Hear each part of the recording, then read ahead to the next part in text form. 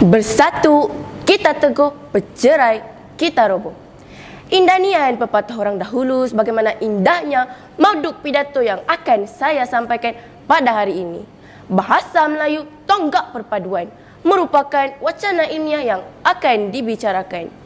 Assalamualaikum, salam Malaysia sejahtera buat saudara penerajuk acara sidang kehakiman yang adil lagi berkarisma. Seterusnya, hadirin hadirat yang dikasihi sekalian.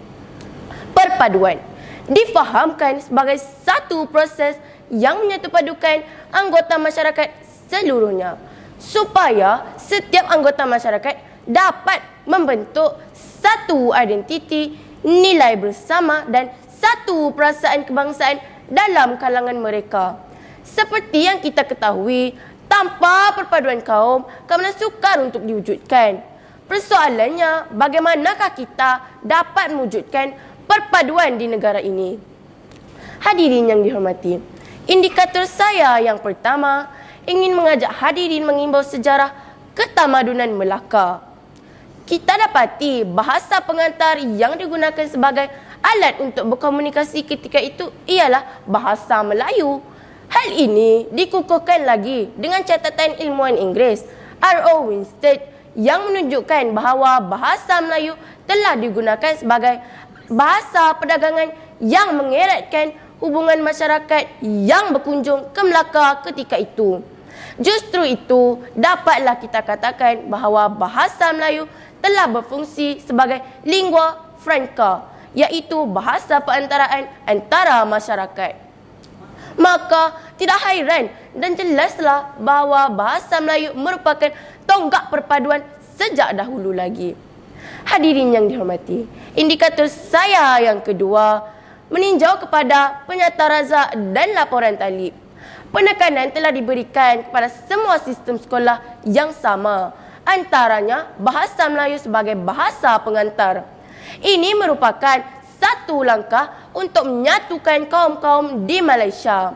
Malahan kaum-kaum lain menghormati bahasa Melayu sebagai bahasa kebangsaan di Malaysia seperti yang termaktub dalam fasal 152 Perlembagaan Persekutuan Tanah Melayu 1957. Inilah bukti bahasa Melayu telah menjadi tonggak perpaduan pada rakyat Malaysia seperti seikat bagai sirih, serumpun bagai serai. Hadirin yang dihormati, indikator saya yang ketiga, melalui bahasa Melayu, sebarang konfrontasi, buruk sangka dan salah faham antara kaum dapat dikikis dengan mudah.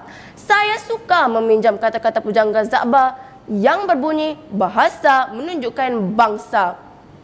Apabila kita melihat sesuatu bangsa itu bertutur dalam bahasa Melayu, sudah terang lagi bersuluh bahawa mereka adalah bangsa Malaysia. Daripada kata-kata hikmat tersebut, saya sangat percaya bahawa bahasa Melayu sedikit sebanyak akan mengurangkan semangat kecinaan, keindiaan atau kemelayuan. Hayya amoy, lu sudah makan belum ah? Ayoyo, tak ada baik ini orang. Walaupun bunyinya memang bukan bahasa Melayu baku, namun rakyat Malaysia faham apa yang dimaksudkan oleh si penutur.